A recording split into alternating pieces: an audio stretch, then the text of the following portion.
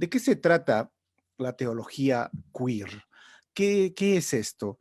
Recordemos que hacemos teología en el momento en que empezamos a conocer o estudiar la palabra revelada por Dios que está en la Biblia.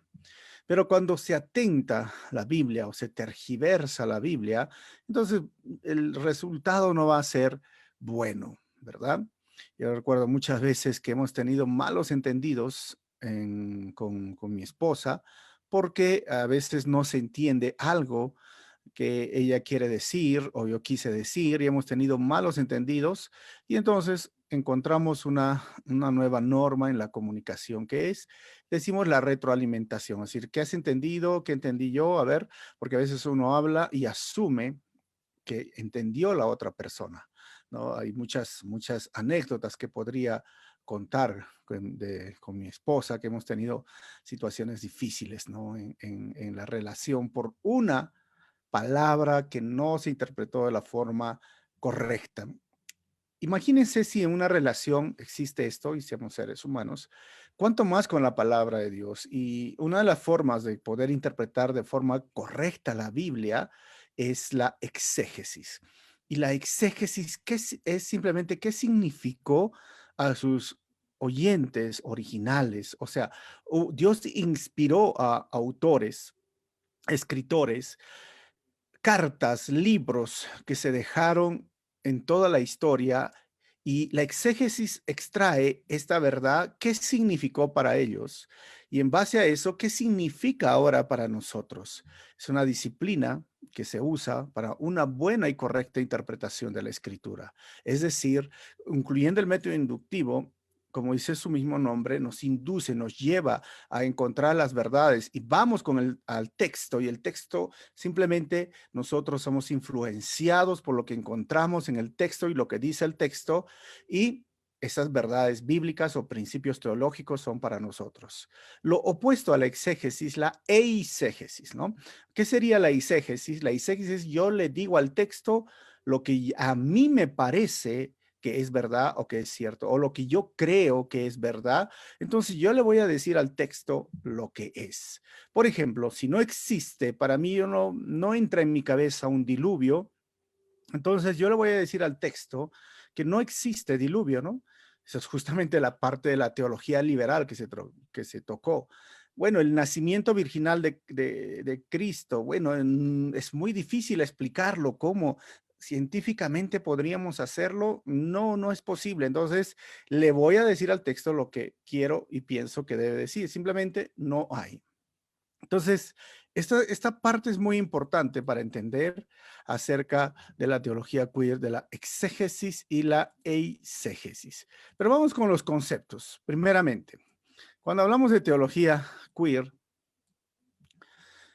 comienza esta teología con la suposición de la no conformidad de género y el deseo de gays y lesbianas que siempre han estado presentes en la historia humana, incluida la Biblia. Entonces empieza con eso la teología queer, esa suposición de que como no están conformes de género, y obviamente muchas personas no están conformes con el género, y hablamos masculino y femenino, o hombre o mujer, entonces ellos dicen que el deseo de gays, lesbianas, siempre han estado presentes en la historia humana, incluyendo la Biblia. Anteriormente estaba separado en dos teologías, uno que se conocía como la teología gay y la teología lesbiana.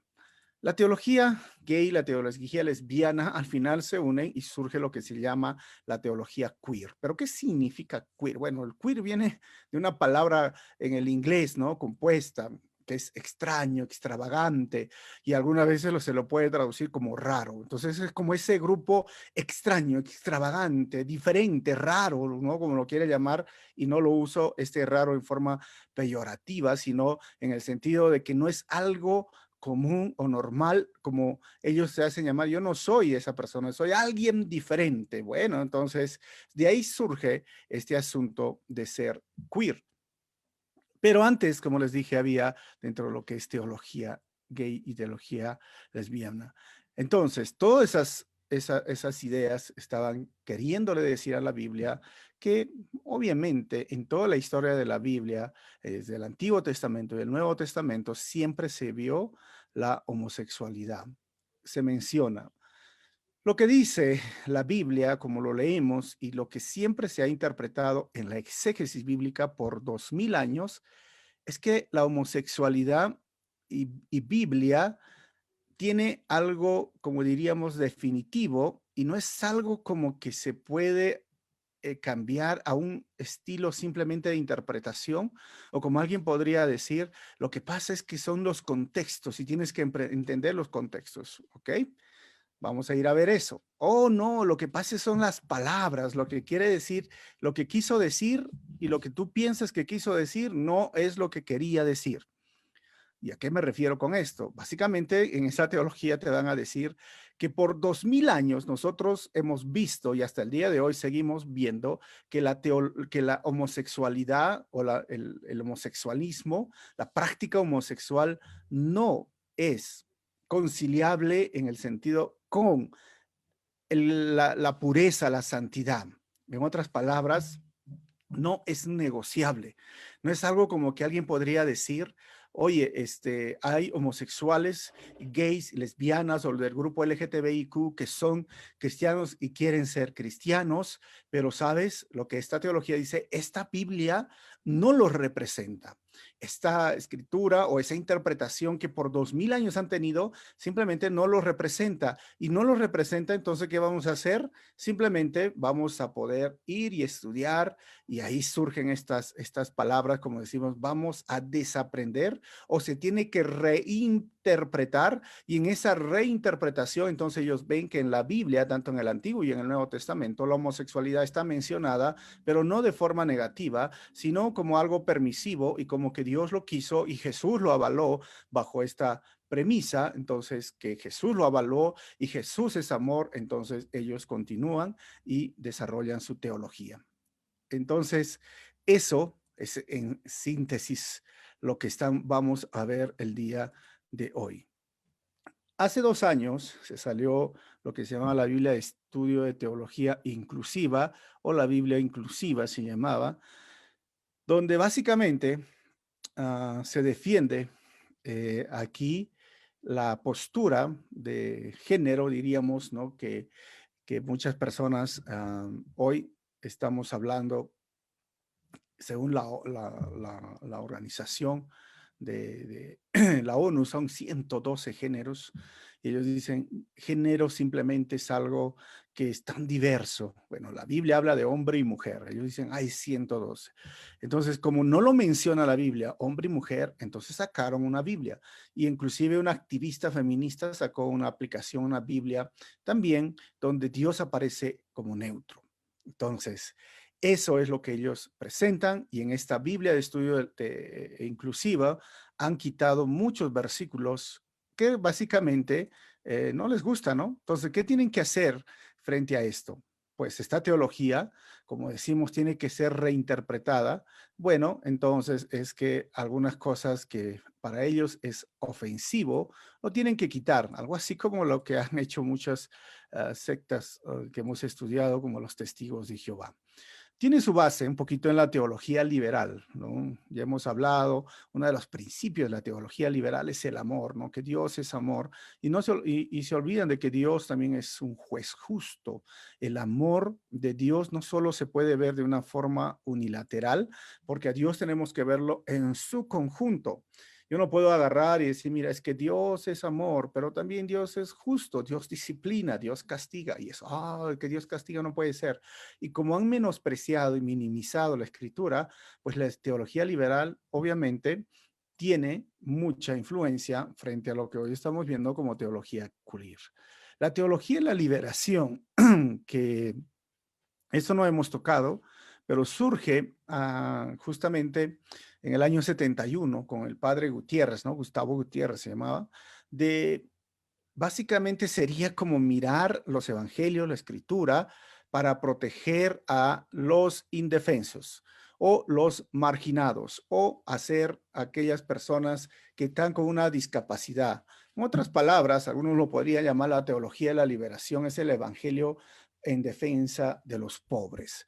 La pobreza es la que se atacaba, los marginados. Pero esta teología de la liberación tiene su base en el marxismo. Básicamente es una mezcla de la izquierda marxista con la Biblia, y de eso nace la teología de la liberación.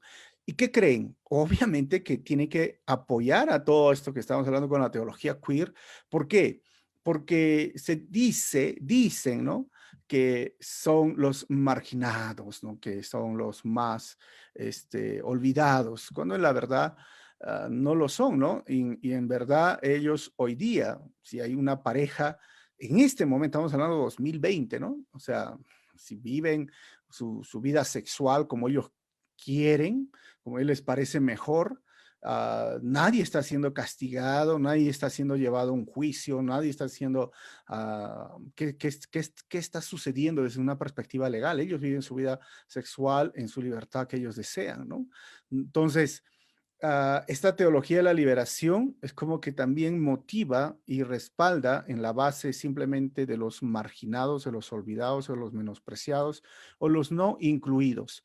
Pero obviamente, como les dije, basada en la pobreza, basada en las personas con discapacidad, pero ellos lo han asumido como que es el grupo minoritario, es el grupo que es marginado y el grupo que no tiene un lugar en la sociedad. Obviamente, esto no es 100% así. Y el otro punto que nace, esta teología queer viene con la teología feminista. La teología feminista trata de menospreciar, diríamos, el nombre de Dios, al Dios mismo, ¿no? Al Dios creador. Y ustedes ya conocen ese lenguaje feminista. Si no lo conocen, bueno, dicen que Dios, o diríamos la Biblia, ha sido escrita por el patriarcado, ¿no? Donde los hombres han asumido un rol así de líderes, de jefes, y las mujeres siempre han sido menospreciadas, minimizadas, y aún el término de Dios se presenta como un hombre, como un varón. Entonces lo que hace la teología feminista es quitar esto, y para ellos Dios es mujer o simplemente Dios es neutro. Y la teología feminista no les gusta. Hay muchas cosas y se podría hablar de la teología feminista, y algo que a mí me llamaba la atención para poder hablar sobre María, que fue por el Espíritu Santo, como hablamos, la base del cristianismo, concebida por el Espíritu Santo, o concebido nuestro Señor Jesucristo. Una teóloga feminista dice que María fue violada, ¿no? Y por eso que José ejemplifica para ellos, pues, esta nueva diversidad, porque acepta a un hijo que no es de él y conforma una familia diferente, una familia totalmente que iba en contra de los prejuicios, en contra de los estereotipos que se pusieron en esa sociedad. Por eso ellos dicen, hay que eliminar estos estereotipos, hay que eliminar este patriarcado, hay que eliminar ese principio de moral que por años nos ha venido dominando, y la mujer ha sido dominada, y ya conocen ese lenguaje feminista. Obviamente, les digo, todo esto es el ascenso de lo que hace más o menos en el año 90 surge esta teología queer. Entonces, lo que ellos realmente presentan es varios textos bíblicos que dicen que no están bien interpretados, ¿ok? Entonces, en este estudio, más que hablar de la historia, ya les dije como introducción, y cómo fue que vino, miren, hay muchas mujeres, muchos hombres, muchos activistas que han surgido, y créeme que cada vez están surgiendo más activistas, más personas, más cristianos diciendo somos homosexuales, y bueno, y la Biblia sí respalda la homosexualidad y no es pecado. Eso dirá la Biblia. Vamos a ver qué dice esto. Pero antes de empezar con los textos, hace más o menos, sí, por el año 89, 90, la editorial CLIE, no sé si tú conoces y has leído de libros, sabes que la editorial CLIE ha sido una editorial muy, muy, muy, validada por muchos cristianos, pero a la vez ha editado muchos libros buenos, pero recibió un libro que se llamaba El Evangelio Subversivo. Thomas Hanks es el que escribe esto y obviamente está hablando todo de lo que es teología queer. Y ellos quizás no se dieron cuenta, eso era algo extraño, pero esto fue un motivo para que se lleve realmente a muchas personas quitar CLIE de sus librerías o de sus bibliotecas personales. Y esto fue un momento difícil, pero es curioso que él bueno, tiene una carrera teológica buena, diríamos, ¿no? Ha pasado, tiene sus diplomas, su bachiller, su PhD, varias cosas que tiene, o doctorado, como pueden decir aquí. Entonces, estaba enseñando en la Facultad Teológica para Latinoamérica y en algunas universidades, y en algunas universidades cristianas ofrecen la teología feminista como parte de un curso. Y apoyaba también a IFES, ¿no? O IFIS o InterVarsity, y en cada país, InterVarsity o IFIS habla de forma diferente, sus nombres agarran formas diferentes. Así que Thomas Hanks con este evangelio subversivo fue algo que rompió, diríamos, ese paradigma que estaba ahí, quién escribe, no escribe, pero muchos, estamos hablando de alguien conocido, ¿no? Ahora él es misionero para Latinoamérica y muchos otros pastores, teólogos, historiadores, seminaristas, han absorbido, como les dije, la teología de la liberación, los que crecieron con esto, con este tipo de izquierda cristiana, no sé si los llamaríamos así, y la teología feminista, ¿no? Conozco muchas personas que han estudiado y agarran la teología feminista y ahora la teología queer. Entonces, ahora vamos a los textos bíblicos que ellos tienen en cuestión, ¿ok? Entonces, Levíticos 18, versículo 22. Dice el texto: no practiques la homosexualidad al tener relaciones sexuales con un hombre como si fuera una mujer. Es un pecado detestable. Miren lo que dice el texto. Ahora, yo estoy usando la Nueva Traducción Viviente. El texto es claro: no practiques la homosexualidad al tener relaciones sexuales con un hombre como si fuera una mujer. Es un pecado detestable. ¿Qué más? Levíticos capítulo 20, versículo 13. Si un hombre practica la homosexualidad al tener relaciones sexuales con otro hombre como si fuera una mujer, ambos han cometido un acto detestable. Ambos serán ejecutados, pues son culpables de un delito de muerte. Yo menciono lo que dice la Biblia, como les dije. Obviamente que hay personas y mi deseo no es ofender a nadie, y el asunto es simplemente ver lo que dice la teología. Esta es mi perspectiva. Y creo que en este momento ellos agarran y dicen: esto no es aplicable para nuestro día porque eso pertenece al antiguo pacto, y estoy seguro de que ellos están en sus menciones de sus libros y mucho de lo que ellos han escrito, mencionan de que esto no es para nosotros hoy. Y está hablando en ese sentido, según ellos, de la homosexualidad pagada, como culto, como idolátrica. Habían como homosexuales idolátricos, esclavos que eran obligados a practicar esta homosexualidad. Entonces, si eso era el caso, lo que se condena es la forma en que se estaba tratando a esas personas. Y obviamente, pues, no vamos a permitir ni creer en eso, pero no está hablando cuando hay una relación basada en el amor de un hombre con otro hombre. Entonces, el amor ha sido creado por Dios y el amor quita todo esto, porque estos versículos mencionan que se está refiriendo a un culto idolátrico que había en ese tiempo. Bueno, primero hay que entender el contexto, y recuerden que estos versículos constan de las normas referidas a la unión conyugal y la familia. Todo ese capítulo que hemos leído, el 18, 19, hablan de cómo debe de vivir la familia. Entonces, no está hablando tanto no está hablando de la idolatría. Y es más, está hablando de la familia como mandato divino, y ese mandato divino no estaba limitado exclusivamente a Israel. ¿Por qué? El contexto, Levíticos 18:24.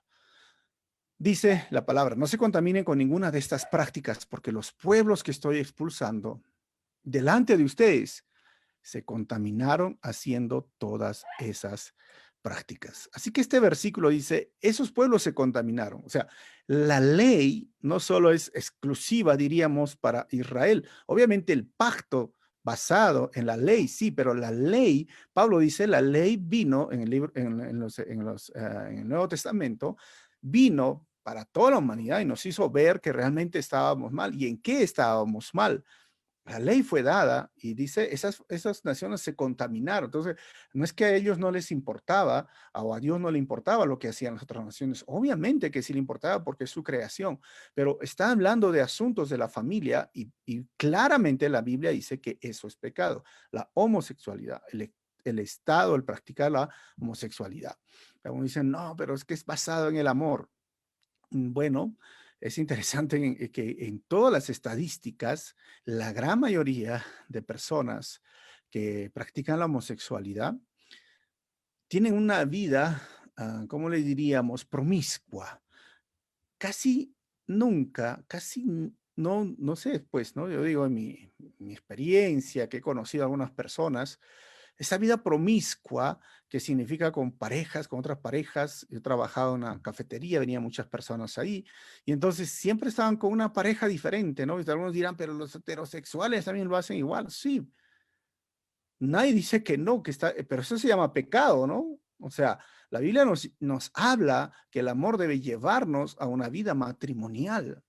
Y esa vida matrimonial basada en la fidelidad, una sola pareja y para toda la vida hasta que la muerte nos separe. Esto es lo que dice la Biblia. Ahora, yo no te hablo como digo, uy, yo estoy hablando de un pedestal y soy el más santo de todos los seres humanos, porque curiosamente cuando tú hablas ahora estos textos, versículos son mencionados, la respuesta, diríamos, de muchos de ellos es, ¿y tú quién eres para juzgar, no? Y tú, ¿qué? ¿Acaso quién eres tú, no? Tú no haces esto, tú no haces lo otro. Bueno, yo simplemente, como les digo, leo la Biblia y dejo que la palabra de Dios nos diga. Entonces, el contexto es esto, ¿no? Porque los pueblos, estoy pulsando delante de ustedes, se contaminan. Entonces, Deuteronomio 22:5 dice, una mujer no debe vestirse con ropa de hombre y un hombre no debe vestirse con ropa de mujer. Cualquiera que hace algo así es detestable a los ojos del Señor, tu Dios. ¿Qué es lo que Dios no le gusta y no aprueba? Aquí es el travestismo. O sea, no deben de vestirse. Claramente, en el Antiguo Testamento está aquí. Textos del Antiguo Testamento, ahora vamos a ver, usados pro homosexuales. Ellos dicen, pero como les compartía, que en la cultura, en la historia, tanto lesbianas y gays, ¿no? O el grupo LGTBIQ, como se sea mencionarse, este, están ahora diciendo que en la Biblia se encontraba esto. Uno de los textos que usan es de capítulo 1, versículo 16 y 17 de Ruth, dice, pero Ruth respondió, no me pidas que te deje y regrese a mi pueblo, a donde tú vayas. Yo iré. Donde quiera que tú vivas, yo viviré. Tu pueblo será mi pueblo y tu Dios será mi Dios. Donde tú mueras, allí moriré y allí me enterrarán. Que el Señor me castigue severamente si permito que algo nos separe aparte de la muerte. Este versículo, algunos lo comparten en su matrimonio, pero ellos dicen que esto es una relación de lesbianas. O sea, Ruth y Noemí en este momento son lesbianas. Moabita no tenía los principios como tenía Israel o Dios. Entonces agarra y dice que esta relación al final se ve ahí el lesbianismo entre ellos, donde tú vayas y que no nos separe la muerte. O sea, ¿realmente está sucediendo eso? Ellos simplemente, como les dije, quieren agarrar y decir que miren, de tantos años que se ha visto en la iglesia y de tú simplemente cuestión de leer la Biblia y puedes entender esto, este, ahora dicen, oye, estaba ahí y no te diste cuenta. Ah, sí, o sea, yo no me di cuenta, tú no te diste cuenta, muchos no se dieron cuenta. Ellos son los que se dan cuenta de que aquí hay una relación de lesbianas. Bueno, una respuesta. Hay que leer todo el capítulo 1, versículo 1 al 21. ¿Qué sucedió? Recuerdan, Ruth tenía su esposo, sus hijos, fueron a Moab por el hambre, se murió el esposo, se murieron los hijos, quedaron las dos nueras y una de las nueras es Ruth. Muerte su esposo y sus dos hijos y ahora Ruth, Noemí dice, no me queda, no puedo hacer más acá, voy a regresar. Y Ruth, que era su nuera de Moab, decide seguir a Dios y esa respuesta es decide seguir a Jehová y en base a eso es su compromiso, decir, yo voy donde tú vas. Tu Dios va a ser mi Dios. O sea, Jehová, antes era Moab o Moloch o todos los otros dioses, pero ahora es Jehová. Así que esto es algo muy interesante que las personas a veces no conocen y simplemente lo mencionan, lo hablan y algunos lo creen. Así que no tiene que ver nada con una relación de lesbianas. Ahora, segunda de Samuel dicen, acá hay otra relación homosexual, capítulo 1, versículo 26. David se entera de la muerte de Jonatán y dice, versículo 26, ¿cómo lloro por ti, Jonatán, hermano mío? Oh, cuánto te amaba. Tu amor por mí fue profundo y más profundo que el amor de las mujeres. Ah, entonces, ¿qué dicen ellos? Ah, aquí hay una relación homosexual. David y Jonatán eran homosexuales y se amaban y por eso es que está llorando. Le dice, tu amor es más hermoso que el amor de las mujeres. Entonces, ellos hacen ver como que David está acá y Jonatán está acá y frente a frente, ¿no? Y se miran y se dicen, oh, digamos David, ¿no? Jonatán, oh, Jonatán, tu amor es mejor que el amor de las mujeres, ¿no? Y como que se quieren dar un beso. Y eso no está pasando. Por eso digo, hay que entender el contexto, ya que una palabra, un texto fuera del contexto es un pretexto y a veces una mala interpretación o una eisegesis, que lo he llamado, y que se llama así, obviamente confunde a muchas personas. ¿Por qué? Para entender primeramente, segunda de Samuel, capítulo 1, versículo 1 al 16, tienen que leer. ¿Y de qué está hablando? Jonatán está muerto. Jonatán falleció en el último versículo de primera de Samuel en una batalla. Y no es como que están frente a frente, sino David compone un lamento. Dentro de la poesía hebrea existía el lamento, existía este momento de dolor, de sufrimiento por la pérdida de su amigo, de un ser querido. Entonces, él se entera de que él ha muerto y compone un poema. Y ese poema incluye esta frase. Y obviamente no es algo que lo está mirando y se están mirando y se quieren besar. No tiene nada que ver con esto, ¿no? Vamos a ver algo más. Es que, ya les he dicho, David se entera, él compone un poema, un canto en forma de lamento, y todo tiene que suceder con esto. Ver el contexto. Capítulos anteriores. Primera de Samuel 18. Jonatán hizo un pacto solemne con David, porque lo amaba tanto como a sí mismo. Y este es un amor de amigos. Y para sellar el pacto quitó su manto y se lo dio a David junto con su túnica, su espada, su arco y su cinturón. Entonces, la amistad en ese contexto se sellaba con ese pacto y después de sellar este pacto, Saúl, su papá de Jonatán, lo persigue a David, lo persigue hasta David se hace loco, tiene que ir a los filisteos, tiene que trabajar así como algún guerrillero. Miren, pasan años y años y los siguen persiguiendo y no se vuelven a juntar por años. Es como tú tienes un amigo del alma y estás en guerras, en conflictos, te persigue tu mismo padre, ¿no? Y llega el momento donde se deberían juntar o vivir como amigos, pero se entera que ha muerto a filo de espada. Y es en ese momento de dolor que él compone. Que David sea homosexual, mira, David tuvo muchos hijos, David tuvo muchas mujeres, y si quieres saber, en 2 Samuel capítulo 11, una de sus debilidades fue las mujeres. Siempre estuvo con mujeres.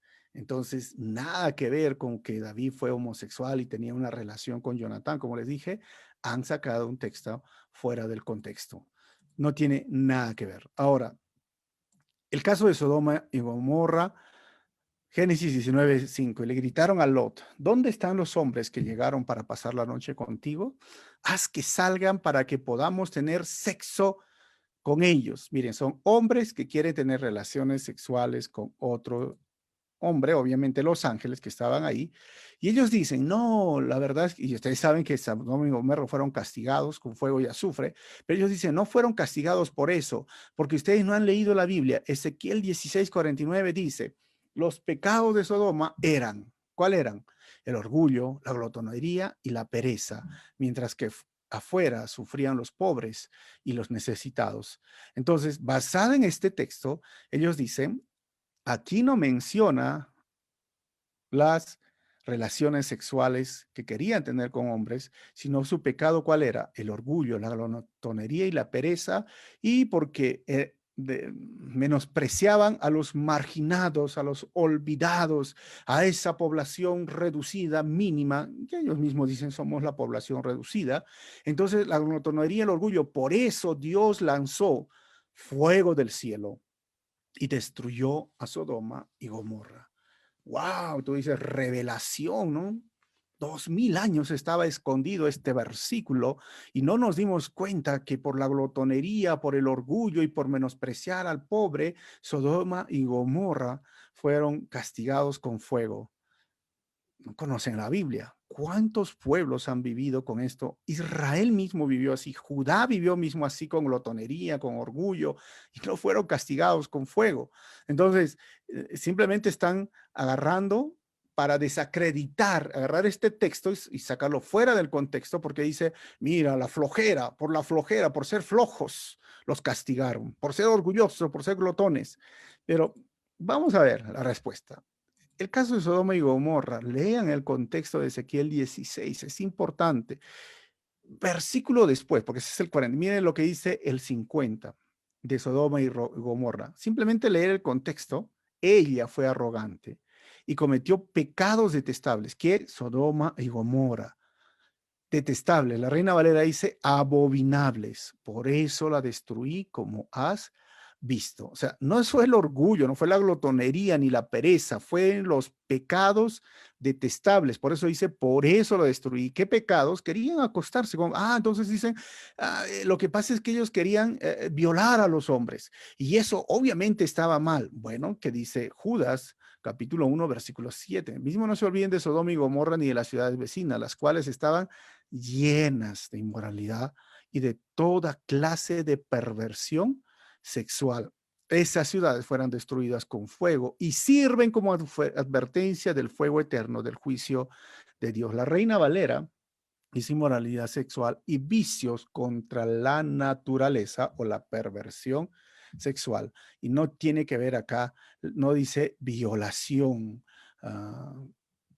homosexual, como lo quieren llamar ellos, ¿no? La fuerza querían tenerlo así, por eso no, estaba llena de inmoralidad sexual, y obviamente que la palabra sodomita por toda la historia se usó para un hombre que se acuesta con otro hombre. Así que no tienen ni fundamento cuando hablan sobre esto y ya sacan ese texto y dicen: mira, yo tengo la revelación, porque Sodoma y Gomorra, pobrecitos, los castigaron por ser glotones y los castigaron por ser perezosos, flojos, ¿no? Y orgullosos, ¿no? Lee el siguiente versículo donde dice que les castigaron por esas perversiones. ¿Y a qué se refiere? Pues obviamente a la sexualidad.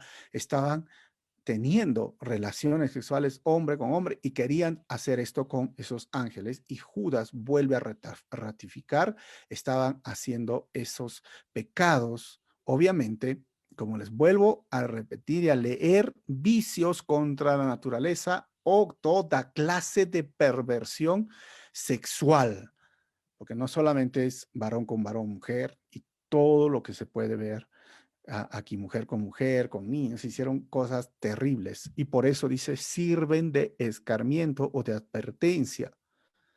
Sirven. Llegaron al colmo. Así que Esos son los textos que hablan del Antiguo Testamento y les doy la respuesta, donde ellos dicen, eso no es tanto. Ahora los textos del Nuevo Testamento, hay muchos. Hoy, por el tiempo, vamos a ir viendo poco a poco, ¿ok? Uno de los que más se están usando hoy día es Lucas 7, 2, 3. En ese tiempo, dice, un apreciado esclavo de un oficial romano estaba enfermo y a punto de morir. Cuando el oficial oyó hablar de Jesús, envió a unos respetados ancianos judíos a pedirle que fueran a sanar a su esclavo, ¿ok?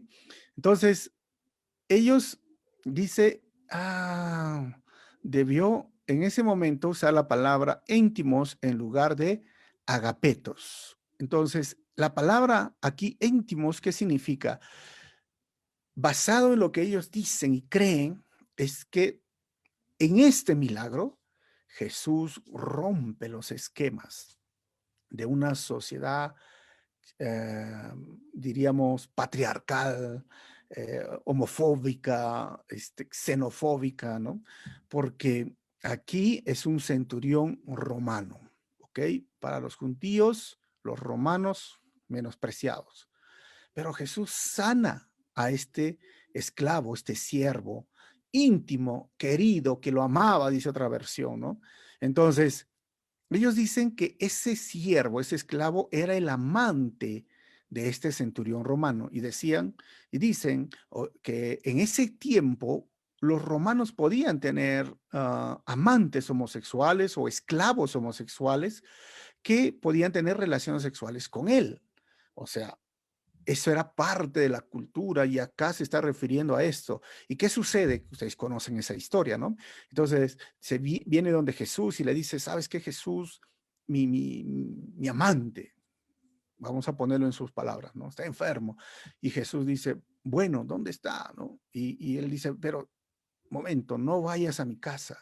No entres a mi casa, yo creo en ti nomás, tú da la orden y mi esclavo, mi siervo va a ser sanado. Entonces, esa de decir que no vayas a mi casa, no es necesario que vayas a mi casa, es porque él era mal visto en esa sociedad judía, porque los judíos estaban ahí, imagínense, una relación homosexual entre el centurión y este siervo, y Jesús, ¿cómo va a entrar a mi casa? ¿No? Él es un hombre, uy, wow, que hace milagros. Entonces, eso más usan para decir que simplemente estaban en esa relación homosexual y cuando Jesús sana a ese siervo, lo que está haciendo Jesús es aprobar esa relación homosexual. Lo aprueba porque lo sana. Y miren, luego de esto sacan el texto, los evangelios sinópticos, Mateo capítulo 8, versículos 6 al 7, dice, Señor, mi joven siervo está en cama. Estoy hablando evangelios paralelos, paralizado y con terribles dolores. Iré a sanarlo, dijo Jesús. Ya saben toda la historia que dijo, ¿no? Entonces dicen, la palabra joven acá es pais. Y esa palabra pais, para referirse al criado, al joven o al siervo, joven siervo, en lugar de dulos o esclavo o huyos o hijo, la palabra pais se puede interpretar esta palabra siervo, ¿saben cómo qué? Amante. Y eso lo usa Mateo. Y todos dicen, wow, miren, 2000 años, realmente 2000 años han pasado y la revelación recién llegó. No sabíamos que pais significaba amante. ¿Cómo es posible que se les haya pasado a tantos eruditos, expertos en el griego? Bueno, para que veas que hay tantos libros que tú pones en el Google, teología queer o teología feminista o teología gay, están aumentando a montones y tristemente muchos jóvenes cristianos y muchos cristianos que tienen estudios teológicos están siendo absorbidos. Obviamente que ellos han sido anteriormente influenciados, ya sea por la teología liberal o la teología de la liberación, y cuando llega esta teología queer, pues, uy, lo absorben y dicen, wow, sí tiene razón, porque el indefenso. ¿Cuál es la respuesta? Miren, el centurión, que Mateo 8, versículos 5 al 13, primeramente vamos a ver, la palabra estimaba en griegos íntimos es muy apreciado, muy querido, muy valioso. Siempre hemos visto desde la perspectiva de la exégesis que el centurión romano, obviamente como José, ¿qué era José para Potifar? un esclavo valioso, apreciado. Su mujer de Potifar lo engañó, le hizo ustedes ya saben, esa trampa, pero ellos tenían esclavos valiosos, esclavos que estaban a cargo de muchas cosas y obviamente este era uno de ellos, estimado, ¿ok? No tiene nada que ver con pareja. Figurativamente se puede traducir como precioso, querer, distinguido, estima, y no tiene nada que ver acá con que era su amante. Ahora, lo que dice Mateo, no, pero la palabra pais, porque eso es Lucas, Mateo, mira, la palabra griega pais, traducida normalmente como siervo, se debe traducir como amante. Eso es lo que ellos dicen. Sin embargo, miren, no proveen evidencia textual, ni filológica, ni histórica para probar su punto. Al contrario, hay tres posibles acepciones según lo que tenemos los diccionarios, sea el Strong, sea el Vine, o el Vine, o el Nave, o el Tagi. Hay tantos diccionarios, o del léxico griego, hay William Berkeley y muchos otros personas. ¿Cuáles son esas palabras que se puede decir para pais? Bueno, una persona joven, usualmente en la edad de la pubertad. Dice un joven siervo, un hijo o una hija, o un siervo o esclavo. No tiene nada que ver, ni en el griego quiere decir que es amante. Ellos simplemente dicen, eso quiso decir. Y se les ha preguntado a ellos, entonces muestra, según la palabra y la etimología, ah, muestra que realmente quiere decir eso. Y no hay evidencia, no lo muestran. Simplemente han agarrado y lo han dicho y lo han mencionado. Y como hay personas que a veces no les gusta estudiar o rebuscar, investigar, lo creen y piensan que, oh, ellos están en lo correcto. Pero la verdad es que no están en lo correcto. ¿Por qué? Porque la traducción bíblica por años y por todas las traducciones que sean Reina Valera, NBI, TLA, PDT, NTV, es una persona joven, usualmente en la edad de la pubertad. Palabra país, joven, siervo, un hijo o un siervo o un esclavo. Entonces, ese argumento se cae. Ahora, Juan 11:5. Aunque Jesús amaba a Marta y a María y a Lázaro, dice, oh, Jesús, para muchos de ellos Jesús es homosexual o era homosexual, ¿no? ¿Por qué? Porque amaba a Marta. ¿Y a quién más? A Lázaro. ¿Oh? ¿Sí? Otro versículo dice, Juan 13:23, el discípulo a quien Jesús amaba estaba sentado a la mesa a su lado. Y ellos dicen que Jesús tenía una relación homosexual con Juan, aún con Lázaro y con María.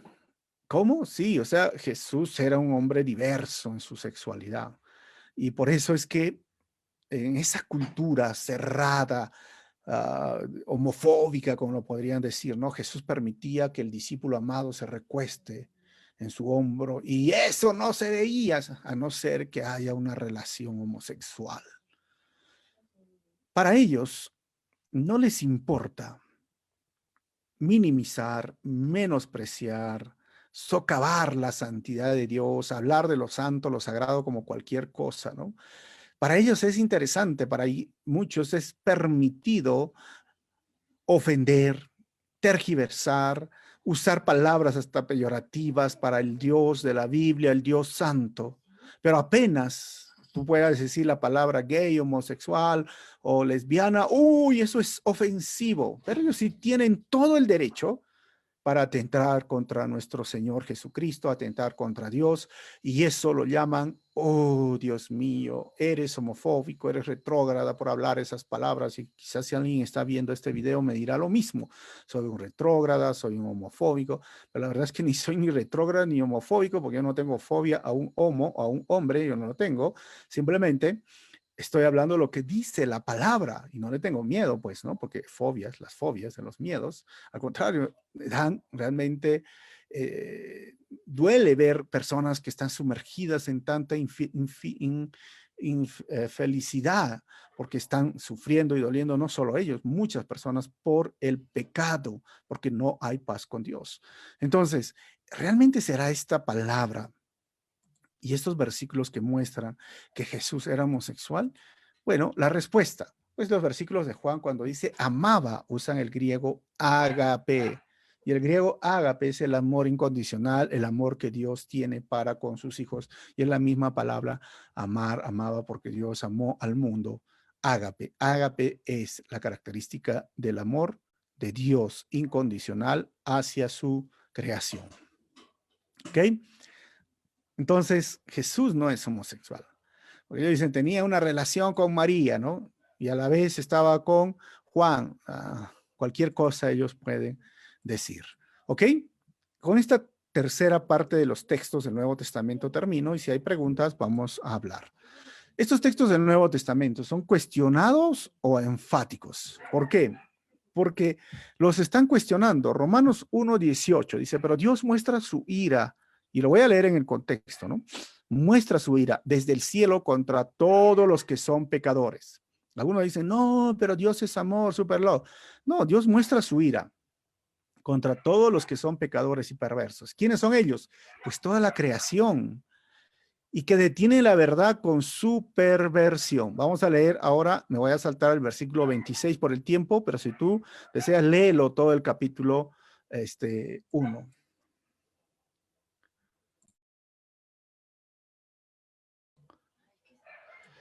Dice el versículo 26, por esa razón, o sea, por lo que estaba su ira y todo, y Dios se reveló, dice, Dios los abandonó a sus pasiones vergonzosas, aún las mujeres se rebelaron contra la forma natural de tener relaciones sexuales y en cambio dieron rienda suelta al sexo unas con otras. ¿Ok? Versículo 27. Los hombres, por su parte, en su lugar de tener relaciones sexuales normales con la mujer, ardieron en pasiones unos con otros. Los hombres hicieron cosas vergonzosas con otros hombres y como consecuencia de ese pecado, sufrieron dentro de sí el castigo que merecían. Hasta este momento ellos dicen, eso no está hablando realmente de una relación homosexual, sino de un sexo contra natura. Y lo hicieron sexo contra natura sin preservativo, dicen todavía. Algunos se atreven por decir, eso sí es pecado, pero con preservativo no es pecado. O sea, tendrías que, como le digo, yo lo estoy reduciendo porque son tantos temas y tantas dichos y entredichos y palabras que descabellados que tú agarras y, wow, Dios mío, ¿cómo? Eso dicen, sí, eso dicen que eso es lo que, no, pues el texto claramente está hablando de relaciones homosexuales. Hombre con hombre, mujer con mujer. Romanos, para terminar este capítulo 1, sigan leyendo, yo leí el 26, 27, ahora el 32, dice, saben bien que la justicia de Dios exige que los que hacen esas cosas merecen morir. Pero ellos igual las hacen, peor aún, incitan a otros a que también las hagan. Ahora, cuando hablamos de muerte y de lo que habló de Deuteronomio, van a decir, entonces se está hablando en contra del grupo LGTBIQ. Yo estoy leyendo lo que dice la escritura y no pueden sacar texto o palabras fuera del contexto. La Biblia en ese momento está diciendo esto y todos van a morir un día y todos vamos a morir por aquellos que piensan que no van a morir. Bueno, todos vamos a morir. La diferencia es que vamos a morir sin pecado, y no es porque no tenga pecado, sino porque Jesús me declaró justo sin pecado por medio de la fe y el arrepentimiento, y soy salvo ahora por su gracia y su misericordia, o morirás con tu pecado. Todos van a morir con su pecado, y esto es lo que está diciendo el texto. El texto dice, obviamente, y hablando de esto, la justicia de Dios, que los que hacen tales cosas mueran, y obviamente incita, y esto es lo que se está viviendo en este momento nuestra sociedad y no tiene nada que ver que sexo contra natura, es claramente una relación homosexual. Ahora, primera de Timoteo, capítulo 1, versículo 8 al 10, dice, nosotros sabemos que la ley es buena. ¿Y qué ley está hablando? Levíticos, lo que hemos leído hace un momento, capítulo 18, capítulo 20. Es buena cuando se usa correctamente. 9. Pues la ley no fue diseñada para la gente que hace lo correcto. Es para los transgresores y rebeldes, para los desobedientes a Dios y los pecadores, para quienes no consideran nada sagrado y que profanan lo que es santo. ¿Para quienes?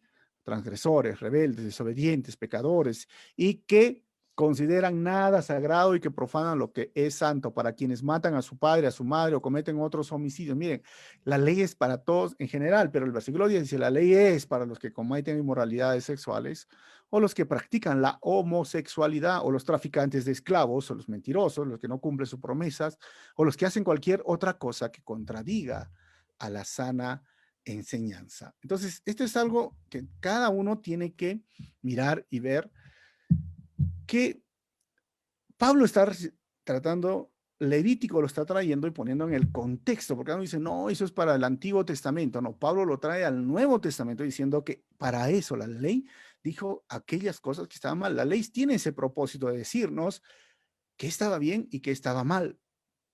Pero qué estaba bien y qué estaba mal no basado en el juicio humano, sino en el juicio divino.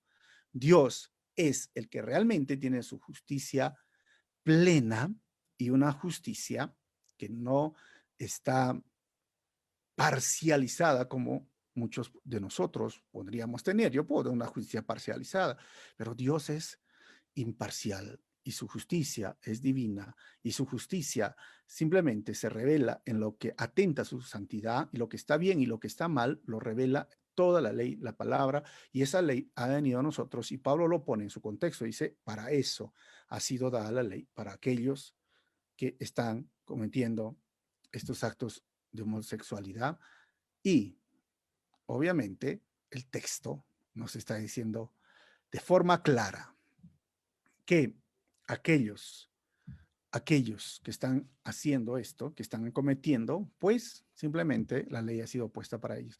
Ahora, cuando se lee esto, surgen dos problemas para ellos. Lo que quiere decir eso no quiere decir, porque según el griego, ellos dicen la palabra homosexual es malakoi, pero la palabra malakoi, según ellos dicen, es suave. Está hablando de alguien, de una persona suave. No, la palabra es afeminado y está en el Strong, está en el Vine, o en el Vine, o está en el Taggy. Mira, no solo de un varón que practica formas de perversión sexual, sino en general de las personas que son culpables de adicción o pecados de la carne o voluptuosas. Eso es lo que dice. Pero surge otra palabra que vamos a leer más adelante en Corintios, que es arsenokitai. Dicen, no está hablando de un homosexual, sino está hablando de un prostituto, ¿no? Le diríamos, ¿no? Alguien que se está vendiendo homosexualidad, no, está hablando de alguien que es, por eso la Reina Valera lo traduce como afeminado, ahí la NTV, homosexual. Y arsenokitai es los que se echan con varones, o sodomita, en otra palabra. Así que no tiene nada que ver cuando ellos dicen, no, es que tanto las palabras que estás leyendo ahorita en 1 Timoteo 9:10, 3, 9, 10 y el 10, esto está hablando Malicoi, que no significa eso, sino suave, no significa eso en todos los libros que nosotros tenemos en el griego, y puedes ir en el griego, hoy día existe la Biblia interlineal, y yo te lo estoy haciendo el resumen, y lo siguiente, dice, Nokitai dice eso, que son personas que se vendían como prostitución idolátrica. No, miren, dice el versículo 9 al 11, ¿no se dan cuenta que los que hacen lo malo no heredarán el reino de Dios? Obviamente. Y toda la humanidad está acá. No se engañes a sí mismos. Los que se entregan al pecado sexual o rinden culto a ídolos o cometen adulterio o son prostitutos, sí, o practican la homosexualidad. Entonces, está hablando de los homosexuales de una forma diferente y no tiene que ver, o sodomita, o que se echa con varón. Esa es la palabra. 10. O son ladrones, o ávaros, o borrachos, o insultan o estafan a la gente. Ninguno de esos heredará el reino de Dios. ¿Quiénes? Ladrones, ávaros, borrachos, que insultan o estafan. 11. Y ahí viene la esperanza. Algunos de ustedes antes eran así. ¿Qué? Sodomitas, o que se echaban con varones, o homosexuales, o prostitutos, o ladrones, o ávaros, o eran así. Porque no solo se está refiriendo a un pecado en sí, pero fueron limpiados. Y sabes qué dice, fueron hechos santos.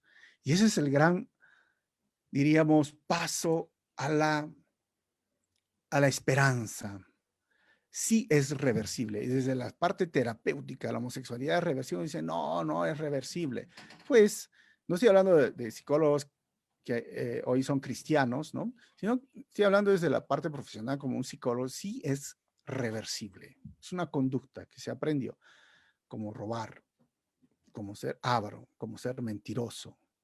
Y con la gracia del Señor, con la ayuda del Señor, se puede revertir como en la vida de un cristiano. Por eso dice Pablo, antes fueron limpiados, fueron hechos santos, antes eran así.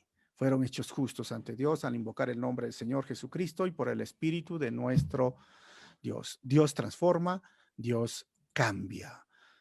Termino con consejos y ayuda práctica. Miren, las personas homosexuales pueden tener necesidades especiales, pero también les tienen todos los que practican cualquiera de los pecados mencionados en Timoteo y en Corintios. Todos necesitamos esas necesidades, valga la redundancia, ¿no? Que son consuelo, amor. Número 2, el nuevo nacimiento, recuerden, es el punto de ingreso al reino de Dios. La iglesia es una comunidad de pecadores redimidos. No se puede ingresar a la iglesia si es que no has nacido de nuevo. Porque hay personas que, como les dije, ¿no? Hay activistas, feministas, dicen, esa Biblia no me representa, así que lo cambiamos, mutilamos, cambiamos textos, sacamos textos. No se trata de simplemente mutilar, cambiar textos, porque yo soy el que tengo que cambiar. La Biblia no tiene que cambiar para lo que tú deseas. Y otra vuelta está basada en la experiencia de una persona o cómo se siente. A mí hay muchas cosas respecto al pecado, cómo uno se puede sentir, pero realmente yo me tengo que conformar a la voluntad de Dios y a lo que dice la palabra. Por eso les digo, el nuevo nacimiento es el punto de ingreso al reino de Dios. Y cuando yo digo que la iglesia es una comunidad de pecadores redimidos, es que a la iglesia no van los santos, van los pecadores redimidos, ¿no? Y la iglesia obviamente no es homofóbica, no debería de ser homofóbica, aunque uno dice, no, sí lo es. ¿Por qué? Porque todos somos pecadores delante del Señor. 3, la sanación que ofrece el Evangelio no se dirige a un aspecto de la conducta o la psicología, sino que es de forma integral, es lo que ofrece hoy el Evangelio. Porque muchos de los problemas están dentro del corazón, y no solamente es conducta. 4, la moral sexual del Nuevo Testamento es simple. ¿Cuál es esto? La norma de Jesús y los apóstoles siempre enseñaron la monogamia heterosexual estricta. Aquí, como les digo, no hay como, oh, y esto podemos agarrar y negociar. No, el matrimonio es monogamia y es heterosexual. 5, la Biblia no es más dura como la homosexualidad que con el adulterio. O sea, no se sientan ahí y digan, no, me están juzgándome, no. El ladrón, el mentiroso, el chismoso, el hipócrita, igual va a ser juzgado. 6, si una persona no puede aceptar la monogamia heterosexual, consejo, la alternativa bíblica es la castidad o la soltería, como ustedes quieran llamarlo, o lo escuchamos mejor, ¿no? No necesariamente tiene que casarse y tener familia, porque hay personas que dicen, lo voy a poner como heterosexual. No, hermano, no necesariamente, tienen que entender, ¿no? Simplemente es unas personas han sido destinados para vivir una vida soltera, no todos se van a casar y la soltería también es parte de la voluntad de Dios. Ah, esto ya hemos pasado. 7, Dios puede y perdonará pecados sexuales, así como perdonará otros pecados. O sea, en Dios siempre hay perdón. 8, rendirse a la gracia y a la misericordia de Dios, pidiéndole que muestre el camino para salir del pecado e ir a la luz de la libertad y amor. Eso es lo que deberían pedir una persona, rendirse a la gracia, rendirse a la misericordia.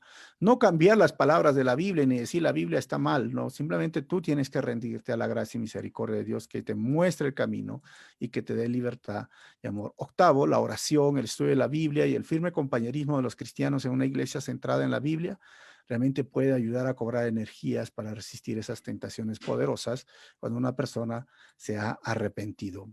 Y 9, hay que buscar siempre la ayuda de un pastor que sea confiable, profesional y buen consejero. Y cuando yo digo esto, también quiero hablar desde la perspectiva pastoral y consejería. Hay pastores que piensan que la homosexualidad es un demonio y la verdad que no es un demonio, es una conducta. Y la Biblia lo llama pecado, como todo pecado y como toda conducta que es pecaminosa. La mentira, el chisme y la murmuración son pecados. Y por eso hay que trabajarlo desde esta perspectiva profesional y con buena consejería aquellas personas que hoy, ¿cómo podríamos ayudar a aquellas personas que hoy están saliendo? Y algunos dirán, no, no están saliendo. Mire, hace poco estuve en un congreso de varones y enseñaba el tema de la ideología de género, que no es tanto esto, porque esto es la teología queer, y hablaba sobre este tema, si es reversible o no es reversible. Habían como más de 100 jóvenes en ese momento, y hablaba sobre este tema, y algunos decían, pero no es reversible. Y he hablado con personas, y hasta el día de hoy estoy en consejería con ellos por las redes sociales, y me decían, no, no lo es, decía un chico, un joven, ¿no? Por ahí atrás.